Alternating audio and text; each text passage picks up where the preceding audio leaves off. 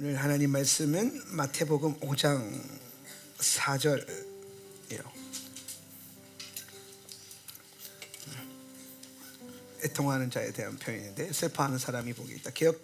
개정이 아니고 저 새 번역이거든요. 한번 읽어볼까요? 다 같이 한 목소리를 읽습니다. 시작. 슬퍼하는 사람은 복이 있다. 하나님이 그들을 위로하실 것이다. 아멘. 자, 오늘은 예수와의 토라, 우리에겐 토라고 일반 복음주에서는 산상수훈이라고 부르는 말씀을 계속해서 나눕니다. 예수와의 토라 세 번째 시간, 오늘은 애통하는 자에게 임하는 보혜사라는 제목을 가지고 하나님 말씀 나누겠습니다. 따라합시다. 애통하는 자에게 임하는 보혜사. 자, 이게 무슨 말이냐면, 이제 결론이 여기 이 제목에 나왔어요. 애통하는 자가 복이 있다 그랬죠. 예. 그럼 그가 뭘 받는다? 위로를 받는다는 거예요. 예. 저게 여러분이 이 말씀 다 듣고 나면 왜 제가 애통하는 자에게 임하는 보혜사라는 제목을 지었는지 깨닫게 되실 거예요. 그게 결론이거든요. 예. 그래서 우리가 오늘 애통함에 대해서, 왜 애통하는 자가 복이 있는가? 애통이 뭐냐면 슬픔이거든요. 슬퍼하는 거예요. 하나님 앞에 내 슬픔을 토로하고 도설하는 거예요. 근데 하나님께서 뭐라고 하냐면, 내 앞에 와서 슬퍼하는 자가 복이 있다는 거예요. 그 왜 그런가? 두 가지 면으로 좀 볼 건데, 첫 번째, 여러분이 하나님 앞에 여러분의 감정을 쏟아낸다 그러죠. 감정을 쏟아내는 거, 하나님 앞에 여러분의 감정을 쏟아내는 거는 여러모로 유익함이 있습니다. 네. 그러니까 우리는 이렇게 생각하는 거예요. 이게 너무 감정적으로 하나님을 다가가면 안 된다. 감정적으로 하나님 앞에 감정이 안 좋다고 하나님께 안 오는 건 문제인데, 안 좋은 감정을 가지고 오는 거는 되게 좋아하세요. 그게 핵심이에요. 슬플 수 있고, 화가 날 수 있고, 질투가 날 수도 있고, 시기할 수도 있고, 뭐 여러 가지 있어요. 근데 여러 가지 있는데, 그걸 느끼는 게 하나님이 죄라고 하지 않았어요. 예수님도 이 땅에 오셔서 화 많이 내시더구만 보니까. 그러니까 뭐 예수님이나 우리나 뭐. 그런데 중요한 건 예수님이 이 뒤에도 나오겠지만은 그냥 화내셨냐, 사람에게 화가 나셔서 화를 내셨냐, 자기 감정이 안 좋다고 화를 내셨냐, 그게 아니라는 거예요. 우리 안에 부정적인 감정이 올라올 수 있어요. 부정적인 감정이 올라올 수 있는데, 그 감정을 갖는 거가 문제는 아니에요. 중요한 건 그 감정을 가지고 하나님께 나오지 않는 게 문제예요. 그럼 반대로 생각해 보면, 안 좋은 감정이 올라왔을 때 하나님께 나오면 하나님 그걸 기뻐하신다는 거예요. 그럼 왜 하나님이 기뻐하시는가? 하나님 왜 우리는 하나님께 나와서 감정을 쏟아내길 원하시는가? 가만히 생각해 보니까 두 가지 유익함이 좀 있어요. 감정을 쏟아냈을 때, 여기서 보면 하나님 앞에 체면 차리는 분들 꽤 있을 것 같은데 좀 깨지기를 축복합니다. 여러분, 하나님 앞에서는 체면 차리면 안 돼요. 그게 왜 하나님께 체면 안 차려야 되느냐? 왜 감정을 표현하는 게 유익하냐? 첫 번째로 유익함이 뭐냐면, 감정을 우리가 하나님께 쏟아낼 때 유익함이 뭐냐면, 우리가 겸손해져요. 이게 참 아이러니예요. 감정을요 표현 안 하면 교만해요. 그런데 여러분, 하나님께 막 슬픔을 토로하고, 막 어떤 사람도 하나님께 또 화를 내기도 하고 그러거든요. 근데 하나님을 믿는데 화가 나는 거랑 하나님을 모르고 화가 나는 거 좀 달라요. 그 불의한 자들이 화내는 거 말고, 성도가 가끔 그럴 때 있잖아요. 우리 인생 살다 보면 하나님 도저히 이해가 안 되는 것을 넘어서 화가 날 때가 있잖아요. 그럴 때가 생기단 말이에요. 그랬을 때 올라오는 화조차도 주님이 받아주세요. 시편 읽어보면 알아요. 시편 읽어보면 많은 시편 기자들이 화도 내고 슬퍼하기도 하고, 뭐 짜증은 잘 모르겠어요. 짜증을 내는지는 뉘앙스가 이게 냈겠죠. 뭐 잘 찾아보면 분명히 있을 거예요. 그러니까 이게 무슨 말이냐면, 시편의 말씀에는요 인간의 모든 감정이 다 녹여져 있어요. 근데 그걸 하나님이 뭐라고 말씀하냐면은, 하나님의 말씀 성경에 시편을 넣어주셨단 말이에요. 하나님 시편은요 성경 가운데 위에서부터 내려오지 않고 밑에서 올라가는 유일한 책이에요. 시편은. 다른 모든 성경은 위에서 내려오는 거잖아요. 말씀이 내려오는 거잖아요. 그런데 시편은요, 우리의 고백이 올라가서 말씀이 돼버린 거예요. 은혜롭죠? 그러니까 여러분 이걸 만들어야 돼요. 여러분의 고백이, 여러분의 감정이, 여러분의 슬픔이 뭐가 되게 해야 된다? 말씀, 시편이 되게 해야 된다. 예. 그러려면 하나님 앞에 우리가 감정을 자유롭게 표현할 수 있어야 돼요. 하나님 앞에 감정을 표현할 수 있다는 건요, 뭘 하고 있냐면 하나님을 신뢰한다라는 거예요. 우리가 신뢰하는 사람에게 우리의 마음을 표현하죠. 예, 우리는 아무에게 자기 슬픔을 드러내진 않아요. 예. 누가 봐도 슬퍼 보이지만 우리가 직접 그걸 고백하는 건 늘 신뢰할 수 있는 대상이 있어야 돼요. 근데 하나님 앞에 우리가 우리의 슬픔을 고백한다는 것은 뭘 말하냐면 하나님을 신뢰한다는 것이고, 그걸 고백하고 있다는 것은 뭘 말하냐면 내가 하나님 앞에 겸손하게 낮아지고 있다는 증거예요. 그래서 하나님 앞에 와가지고 예배당에 앉아가지고 계속 내 솔직한 감정을 이렇게 저렇게 쏟아내다 보면요, 마음이 가난해져요. 겸손해져요. 그렇게 쏟아내면서 갑자기 교만해지거나 막 버릇 없어지지 않아요. 예. 여러분이 그 정도로 불의한 사람들은 아니에요. 예. 가슴에 손 얹고 이렇게 고백하세요. 나는 생각보다 괜찮은 사람이다. 동의하시면 아멘. 여러분, 하나님 아들 할렐루야. 하나님 영상 할렐루야. 우리는 일단 믿어. 그렇게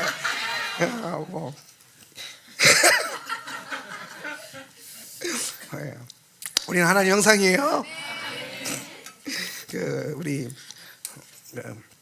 마더께서 하신 뉘앙스는 다른 뉘앙스예요. 제가 여러분에게 주고 싶은 건 뭐냐면, 세상 앞에서 하나님의 형상을 회복하는 존재니까요. 그럴 가능성이 있는 사람이, 유일한 사람이 여러분이에요. 예.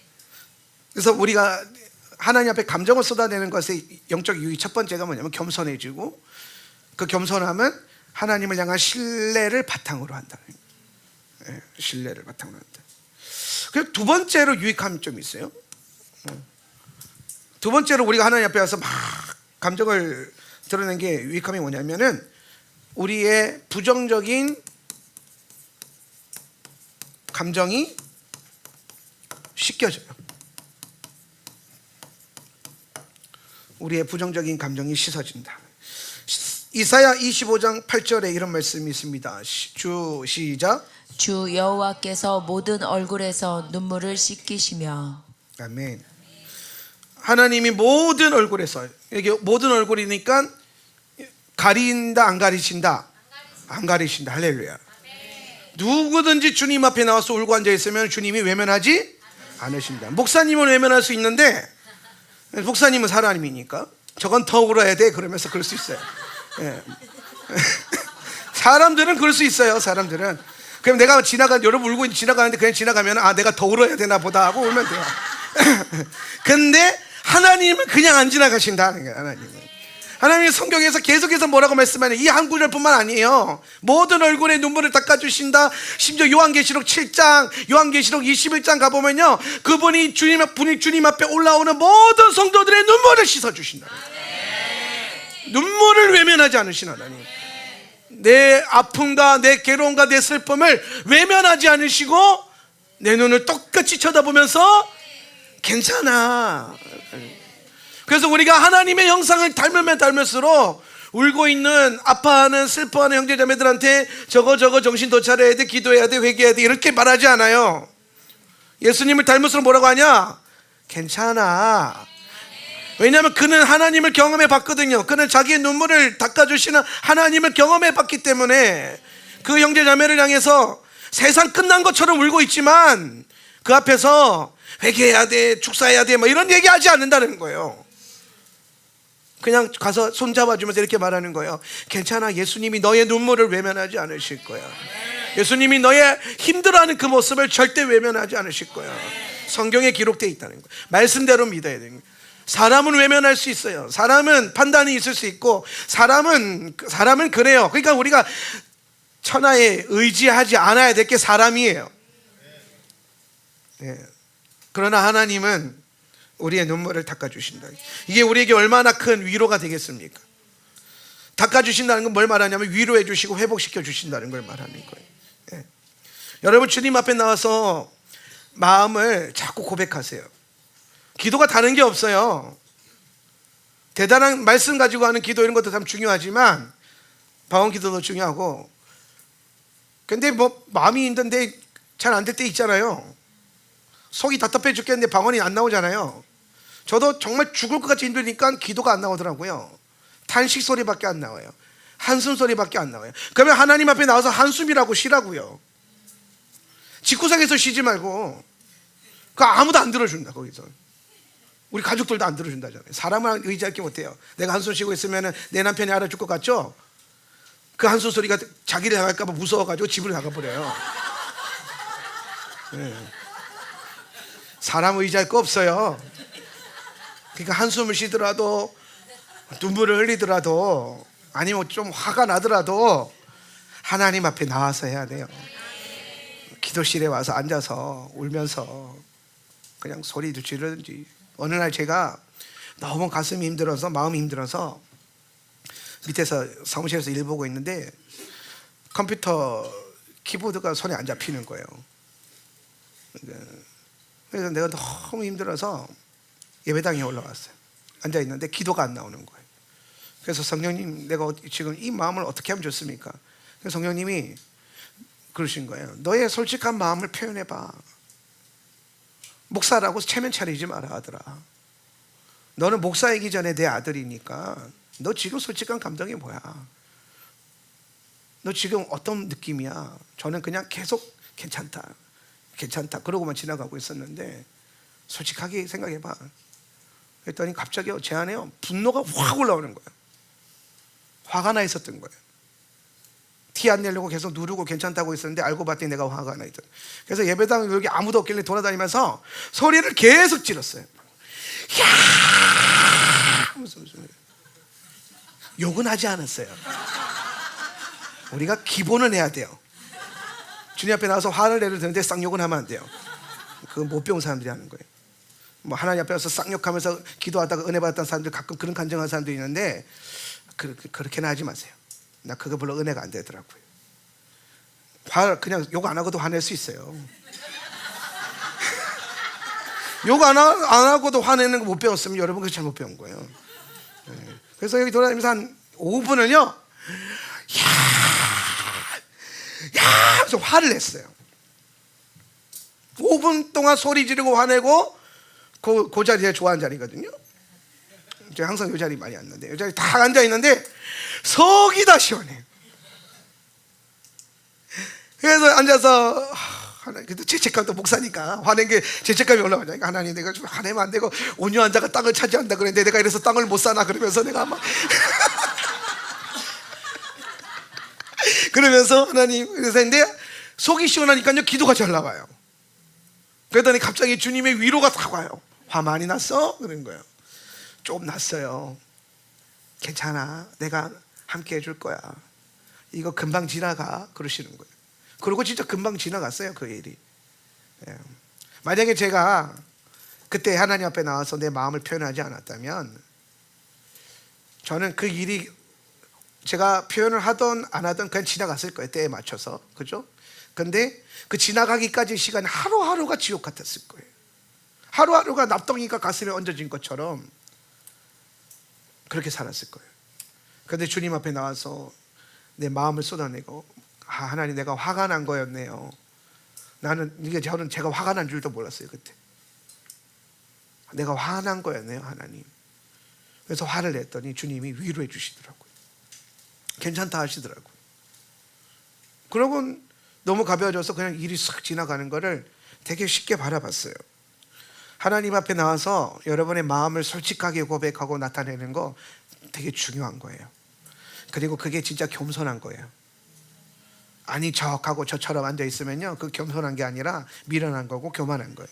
하나님 도움 없이도 해결할 수 있다는 거잖아요. 그거는 교만한 거고, 하나님 앞에 나오지 않고 그러고 앉아있는 건 또 미련한 거예요. 나오면 금방 깨달아지는데. 예. 주사 한 대 맞으면 금방 나았는데 안 맞고 버티는 건 미련한 짓이잖아요. 그런 것처럼 하나님께 나와가지고 성령의 불주사 한 대 맞으면 금방 낫는데 그 불주사 아프다고 안 맞으려고 그렇게 하면 안 돼요. 그러니까 여러분, 하나님 앞에 여러분의 마음을 잘 표현하는 법을 배워야 돼요. 근데 문제가 있어요. 무슨 문제가 있냐면, 표현하는 건 좋은데 잘못된 표현이 있어요. 그러니까 잘못된 표현. 그 잘못된 표현이 뭐냐? 하나님 앞에 다 쏟아내고 표현하고 그냥 집에 가는 게 잘못된 거예요. 그러니까 여러분 와가지고 막 감정을 표현하고 시원해졌다고 그냥 가버리면 안 돼요. 시편 기자를 잘 보세요. 시편 기도를 보면 시편 기자들이요 막 쏟아내요. 막 화도 내고요, 막 울고 막 그래요. 그러다가 그렇게 승질만 부리고 끝났더라고 안 돼 있어요. 다 항상 시편 기자의 마지막이 중요해요. 그게 뭐냐?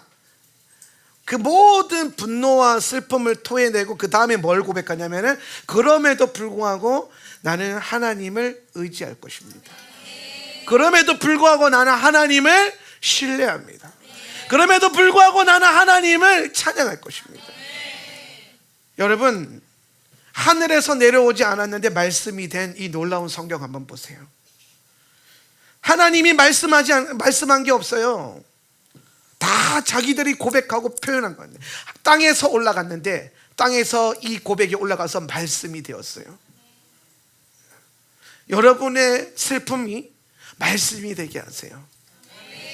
여러분의 감정이 말씀이 되게 하세요. 여러분, 모든 여러분의 감정을 주님 앞에 나와서 쏟아내고 그냥 집에 가지 마시고 토설하고 난 다음에 시편을 완성하세요. 시편. 무조건적으로 감사라는 게 아니라 그렇게 토해내다 보면요, 그리고 머물러 있어 보세요. 예수님의 응답이 와요. 주님이, 성령님이 주시는 위로가 있어요. 근데 그 위로와 그 은혜가 딱 닿으면 분명히 내 삶의 문제가 해결된 건 아닌데 뭐가 느껴지냐면은 하나님을 신뢰할 수 있을 거라는 믿음의 용기가 생겨요. 그게 중요한 거예요. 똑같이 하나님을 믿는데 늘 힘과 용기를 얻으면서 믿는 사람들이 있고 늘 아슬아슬하게 믿는 사람들이 있어요. 언제든지 누가 와서 훅 불면 꺼질 것 같은 촛불과 같은 인생이 아니라 마귀가 후후 불다가 나가 떨어질 횃불들이 되세요. 여러분, 횃불은 이제 입으로 못 꺼요. 그렇죠? 네. 여러분, 횃불들이 되시길 바랍니다. 마귀가 계속 후 하다가 지쳐 나가 떨어지게 만드세요. 그냥. 이거는 불어봤자 소용이 없어. 예. 다른 데 가서 불자서 마귀들은요 센 놈들 안 찾아다녀요.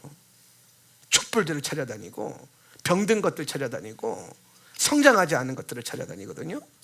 이 육식동물들처럼 여러분 생생하게, 할렐루야. 오늘 우리의 이 문제, 내 삶에 내가 경험하는 아픔과 괴로움이 말씀이 될 수 있다, 시편이 될 수 있다. 그래서 여러분의 슬픔이 시편이 되게 하는 놀라운 은혜가 있기를 바랍니다. 그러려면 구조적으로 여러분의 기도에 표현하고 그 다음에 하나님을 전적으로 의지하고자 하는 믿음의 고백을 해야 돼요. 그런데 그게 토설하고 앉아있으면 와요. 억지로 이거 시스템적으로 배우라는 게 아니라 쏟아내고 가만히 앉아있으면 주님의 위로가 오고 능력이 오고 기름 부음이 오고 은혜가 와요. 그걸로 사라지는 거예요. 그걸로 하루 더 살면 더 사라지는 거죠. 하루 치고 살고 그 다음 날아서 또 하면 되잖아요. 한 일주일 살면 그 일주일 후에 또 와서 또 하면 되잖아요. 그렇게 영원히 하면 되는 거예요. 그러니까 예수를 믿는데도 힘 있게 막 능력 있게 믿음 있게, 그러니까 이 집사는 늘 삶에 문제가 있어. 근데 늘 얼굴이 밝아. 딱 봐도 문제 있게 생겼는데 늘 힘이 있어, 믿음이 있어. 그 알고 봤더니 이 사람은 꺼질랑 하면 주님 앞에 나서 쏟아대고 불 받아가고 계속 하늘에서부터 땡겨내는 거예요.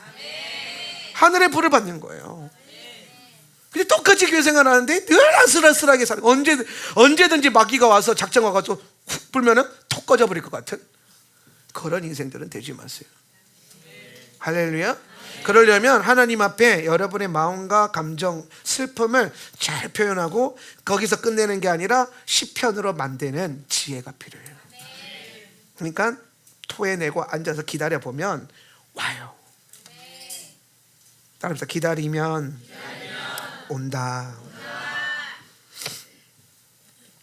이게 내가 사실은 늘 계신 건데 내가 느끼려면 좀 기다리고 있어야 되거든요. 근데 그게 오는 것처럼 느껴지는 건데 사실은 항상 거기 계세요.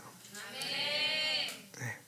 그래서 우리 여러분의 슬픔이 시편이 되게 하는 그 애통함이 있기를 바랍니다.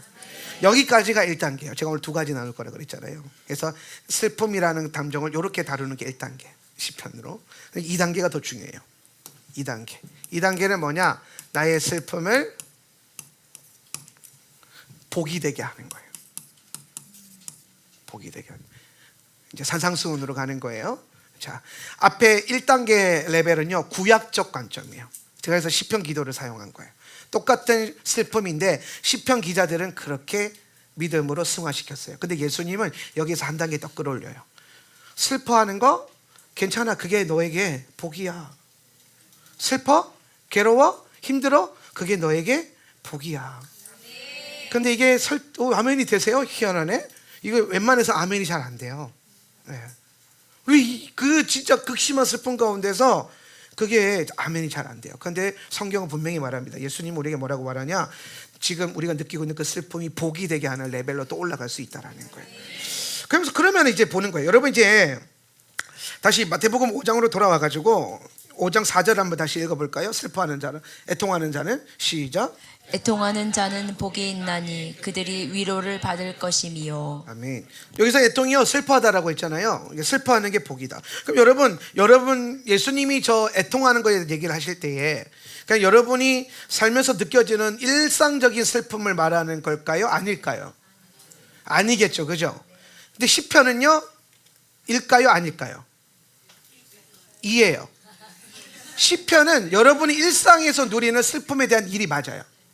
근데 예수님이 복음서에서 팔복에서 말하는 슬퍼하는 자라고 할 때 이 슬픔은요 일상에서 여러분이 경험하고 있는 슬픔은 아니에요. 좀 더 높은 차원의 슬픔이에요. 여러분이 일상에서 받는 슬픔은 시편으로 승화시켜버리고 그 다음 레벨로 여러분이 더 높은 차원의 슬픔이 부어져야 돼요. 따라서 슬픔에도 레벨이가 있다. 네, 슬픔에도 레벨이가 있다. 레벨이 달라게 있다. 고린도후서 7장 10절입니다. 7장 10절만 볼 거예요.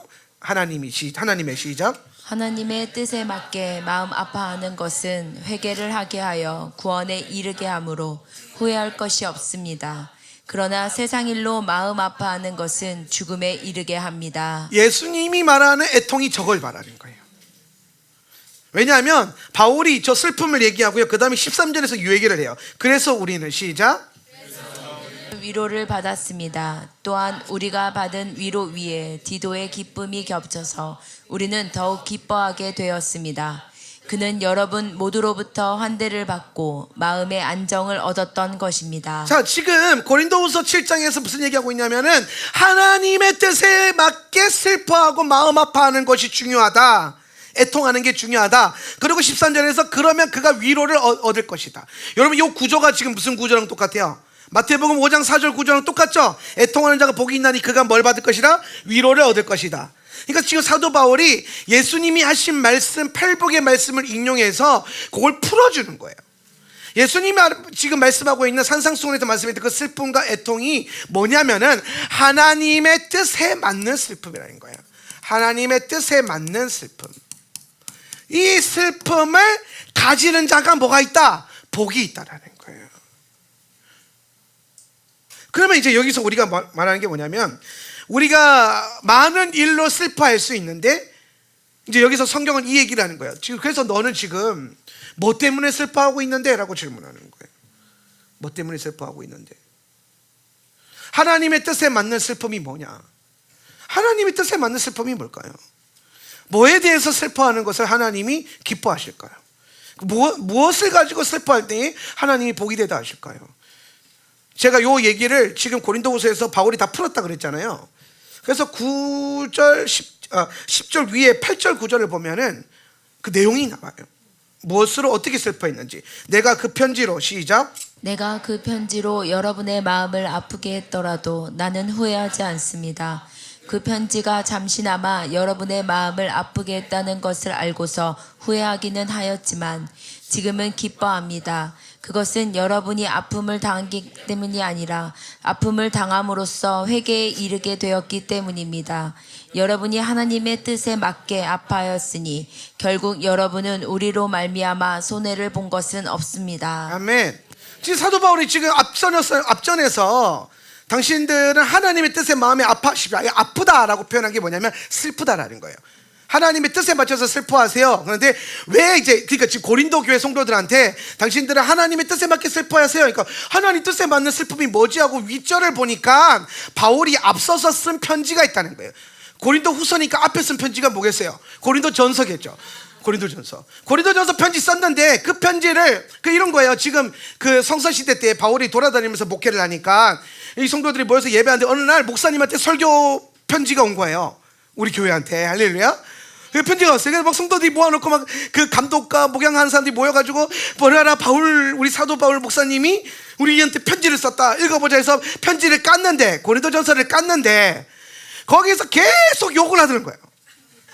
고린도전서 읽어보니까 내가 들어보니까 너 이런 죄를 짓고 있다며, 너네 교회 안에 이런 음행하는 사람이 있다며, 너네 사도들 사이에 많은 바울파네 나는 베드로파네 하면서 너네끼리 당 짓고 있다면서, 교회 안에 질서가 무너졌다면서, 그러면서 계속 읽고 있는데 사람들이 막 난리 난 거예요. 오랜만에 아주 처음 온 목사님 편지인데, 처음 온 목사님 편지에 줄구장창 너네는 이게 틀렸고 이거 잘못됐고 니 그 태도를 고쳐야 되고 니 그래서 네가 복을 받겠냐, 네가 구원을 받겠냐, 그러면서 막 바울이 쏟아낸 거예요. 근데 바울이 얼마나 쏟아내는지 뭐라고 말하냐면은 7장 8절에서 보니까 내가 그 편지를 여러분의 마음에 했더라도 후회하지 않습니다. 그 편지가 잠시나마 여러분의 마음을 아프게 했다는 것을 알고서 후회하긴 하였지만, 이게 무슨 말이냐면은 보내놓고 얘기가 들리는 거예요. 성도들이 난리 났다더라 목사님. 그 얘기 듣고 막 서로 막 시험 들고 막 교회 안 나간다 하고 막 자빠지고 막 온갖 말들이 있었다더라. 그러면서 얘기를 듣고 바울이 너무 세게 했나? 제가 가끔 그럴 때가 있거든요. 설교하고 집에 가가지고 여보 오늘 내가 너무 설교를 너무 세게 한 거 아닌가? 이게 내가 말을 너무 거칠게 한 건 아닌가? 막 이러면서 막 고민할 때가 있거든요. 이게 바울이 딱 그랬다는 거예요. 그러니까 바울도 그랬으니까 나도 그런 약간 괜찮겠죠, 그죠? 예. 바울 형님도 그렇게 하는데 그래도 바울도 후회를 했다는 거예요. 그래서 얘기 듣고 내가 그렇게 쫄려 하는 게 그게 바울 닮은 거구나 그런 생각이 조금 했어요.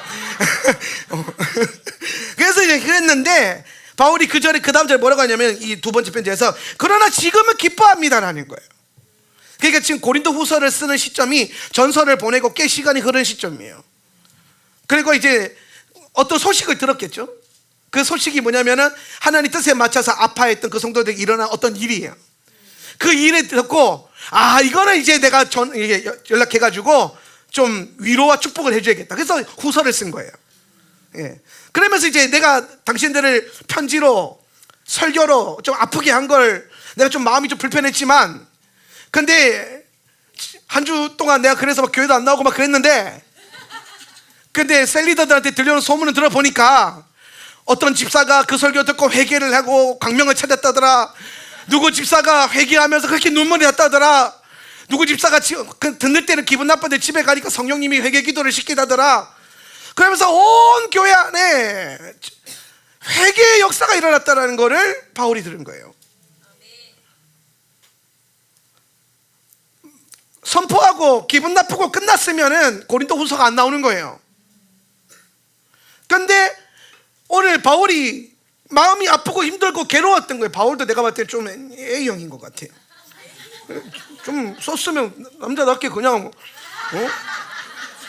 싫으면 절로 가든가 그러면서 그렇게 해야지. 근데 바울이 얼마나 쫄렸으면 이걸 굳이 기록에 남겼겠어요. 예. 이게 마음이 힘들었던 거예요, 바울도.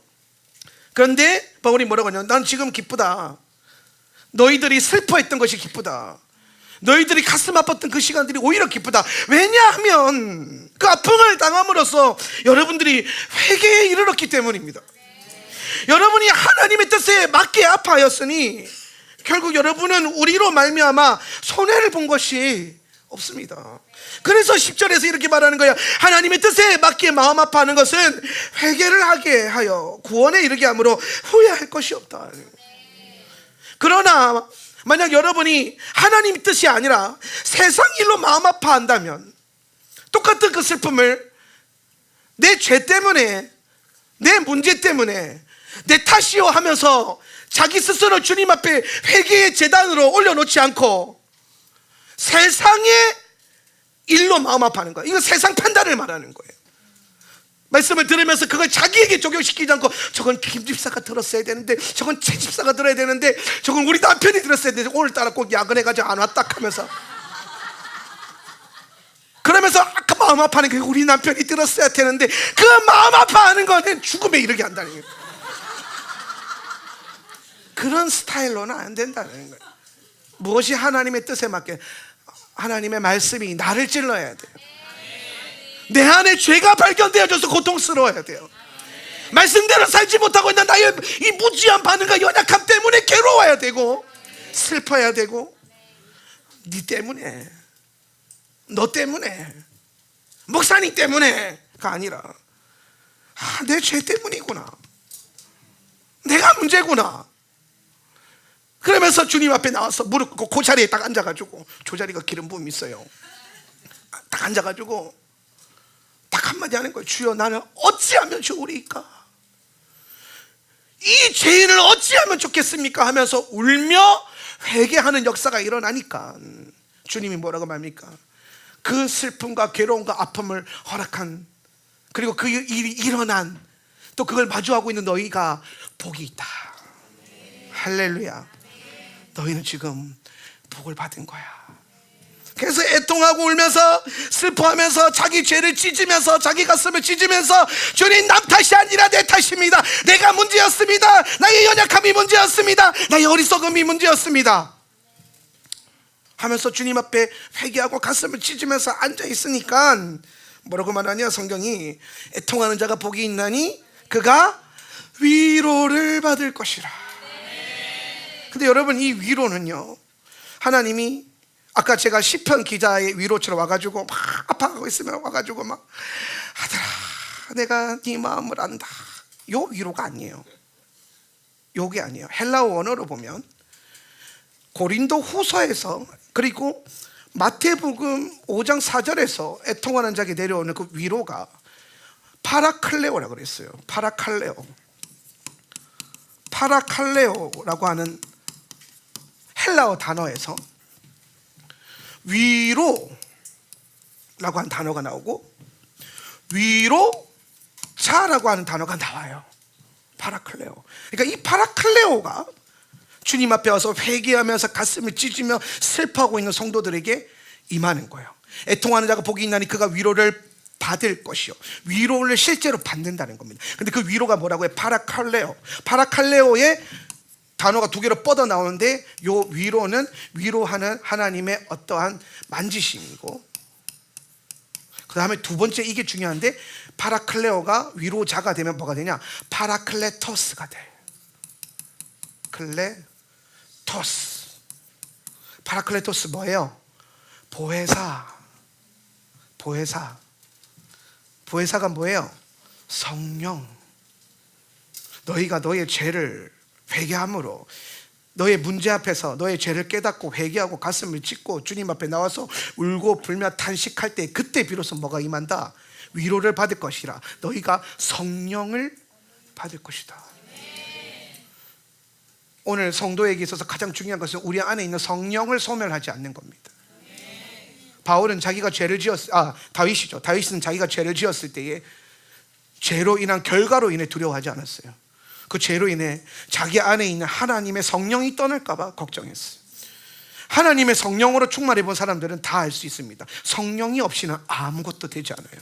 성령의 역사가 없이는 아무런 일이 일어나지 않아요. 성령이 개입하심이 없이는 아무런 일들도 일어나지 않아요. 하나님의 일들이 일어나지 않아요. 하나님의 복이 임하지 않아요. 하나님의 계획이 나타나지 않아요. 성령이 임하시기 시작하면 모든 영역에서 하나님의 일들이 일어나기 시작해요.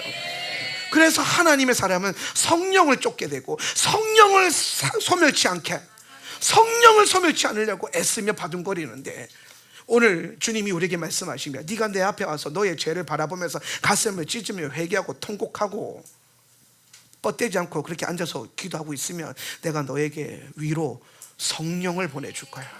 그러니까 여러분, 지금 애통하는 자가 복이 있나니? 애통하는 자가 왜 복이 있나? 그가 위로를 받는다. 이 위로가 뭐라는 거예요? 성령을 받을 거야. 성령을. 그냥 와가지고 아유 아들아 힘내라, 내가 너와 함께한다, 요 정도 수준이 아닌 거예요. 성령을 받을 것이다. 그게 위로예요. 그러니까 헬라어를 모르면요, 이게 이 위로가 성령이었구나 걸 몰라요. 지금 예수님이 나의 애통함이 통로가 돼서 성령이 임하시는 걸 보여주고, 그럼 여러분 잘 보세요. 성령이 임하시면 너희가 뭐를 받고? 권능을 받는다. 권능이 뭐예요? 두나미스 뭐예요? 삶을 변화시키는 힘이요. 내 삶을 변화시키는 힘이다.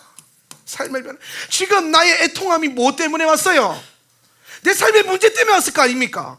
내 안에 있는 연약함 때문에 왔을 거 아니에요? 내 안에 있는 죄성 때문에 왔을 거 아니에요? 우리가 가만히 앉아있는데 뭐 슬퍼하겠습니까? 그건 조울증이에요.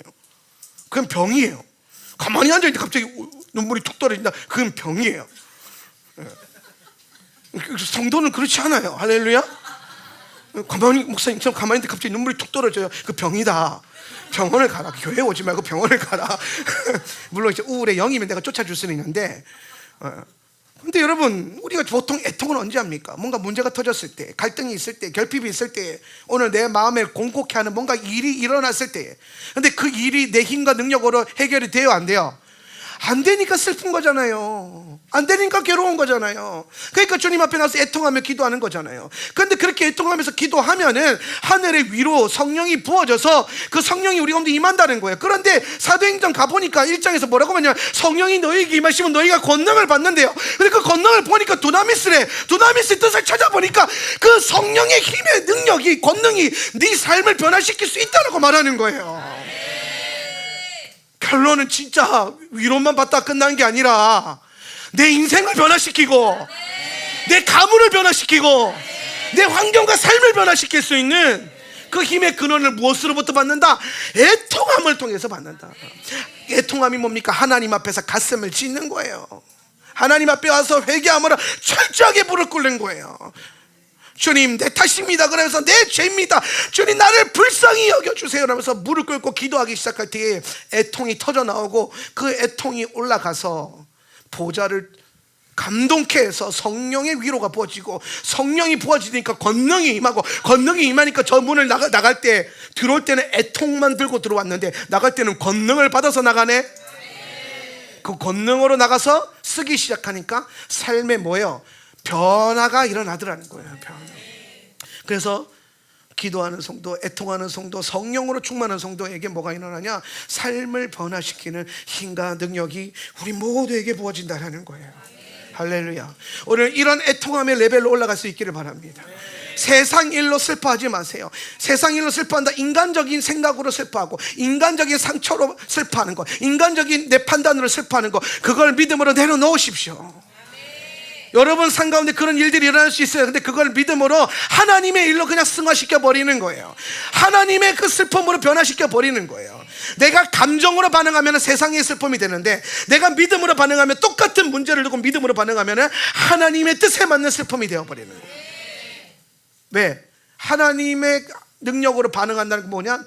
회개하고 기도하고 내 탓으로 돌리는 영성이 생겼다는 거예요. 네 탓에는 능력이 없어요. 누구 탓에는 권능이 없어요. 그래서 네 탓이요 하고 예배당에 앉아 있어봤자 아무런 능력이 아니라는 거예요. 그런데 딱 한마디 니를 어를 붙여서 내로 만들면 그때부터 변화가, 권능이 임하는 거예요. 여러분이 여러분의 삶의 문제를 그런 높은 차원의 애통으로 변화시킬 수 있길 바랍니다. 내 훈련이구나. 하나님이 나를 훈련시키려고 내 앞에 있는 형제 자매를 주셨구나.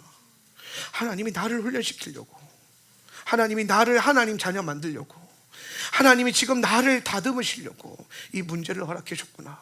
이 아픔을 허락해 주셨구나. 그렇게 하나님이 나를이라고 하는 방법을 쓰기 시작하면 하나님 뜻에 맞는 슬픔이 나와요.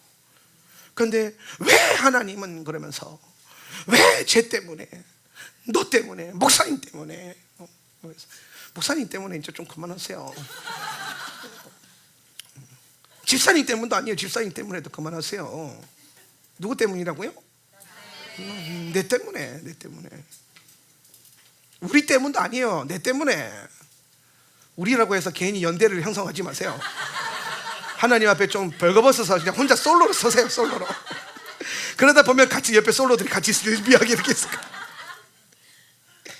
네, 다시. 그러면 하나님 뜻에 맞는 슬픔이 터져 나오고 성령을 위로로 받고 권능을 받는 거예요. 할렐루야. 예배가 뭐냐? 이제 마지막 마무리로 이 관점으로 예배에 대한 얘기를 할 건데, 여러분 말씀 읽다 보면요, 제가 참 이해하기 힘들었던 말씀 중에 하나가 이 말씀이에요. 시편 51편 17절 말씀인데요, 하나님께서 시작, 하나님께서 구하시는 제사는 상한 심령이라. 하나님이여 상하고 통회하는 마음을 주께서 멸시하지 아니하시리이다. 이 말씀이 참 이해가 안 됐어요. 하나님이 구하시는, 원하시는 제사가 뭐라는 거예요? 상한 심령, 저게 뭐냐? 슬픈 마음이라는 뜻이에요. 슬픈 마음. 처음엔 이해가 안 됐어요. 왜? 기쁜 마음으로 와야지, 예배 드리는데. 그죠? 네. 그런데 왜 슬퍼해야 돼? 근데 하나님이 그 슬픈 마음을 외면하지 않으시고 원하신다라는 거예요. 네. 저기서 저 말하는 슬픔이 무슨 슬픔인 거예요? 애통하는 마음이에요. 애통하는 마음.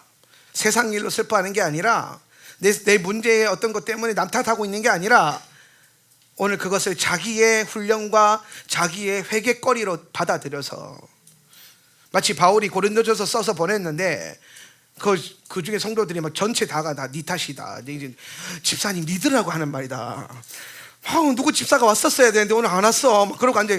제발 좀 속으로 할 때 그런 얘기 좀 하지 마세요. 참 그런 거는 나쁜 거예요. 그런 거는 못된 거예요.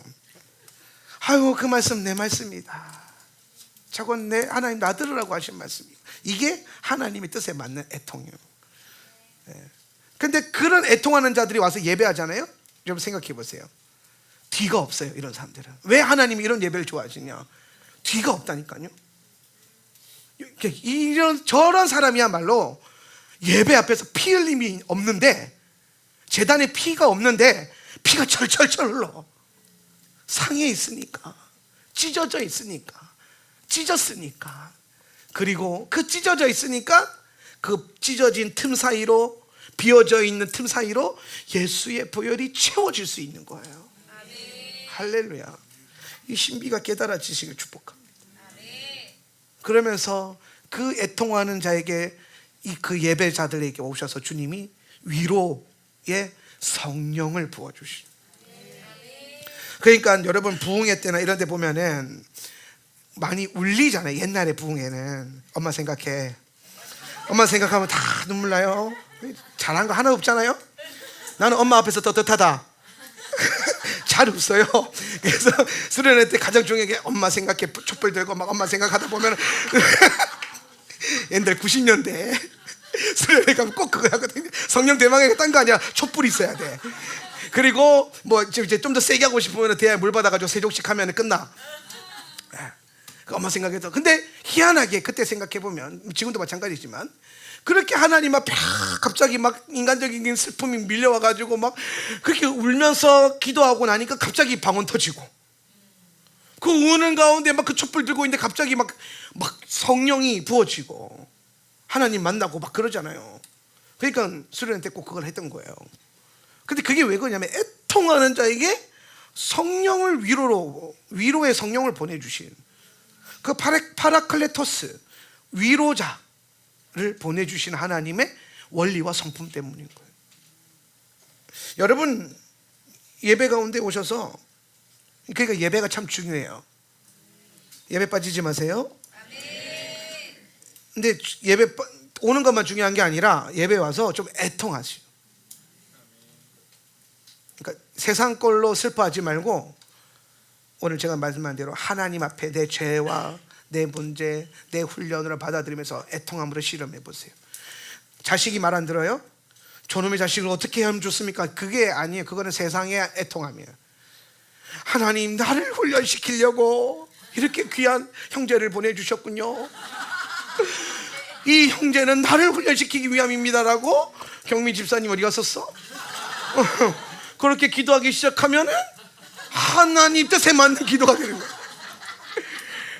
그러면은 막 말 안 듣는 내 자녀가 왼수처럼 보이는데 그게 아니라 나의 은혜의 통로고 성령을 선물로 받는 통로가 되는 거예요. 그렇게 기도하다 은혜 받아서 자식한테 꼭 가서 얘기해 주세요. 내가 네 때문에 오늘 성령을 선물로 받았다. 그게 되는 거예요. 그렇게 하나님 앞에 나와서 하나님 뜻에 맞는 슬픔을 표현하는 그런 예배. 상한 심령을 꾹 눌러놔가지고 막 밴드로 혼자서 징징 감아가지고 아무 문제 없는 것처럼 와가지고 드리는 예배가 아니라 와서 울어도 보고 속상해도 보고 표현도 해보고. 그렇지만 그게 남 탓이 아니라 누구 탓이 아니라 누구 탓? 내 탓, 내 훈련, 나를 변화시키려고 하나님이 나를 사랑하셔서 여기까지 올라가면 딱 맞아요. 훈련까지만 하더라도 이게 하나님이 원하는 목표가 아니에요.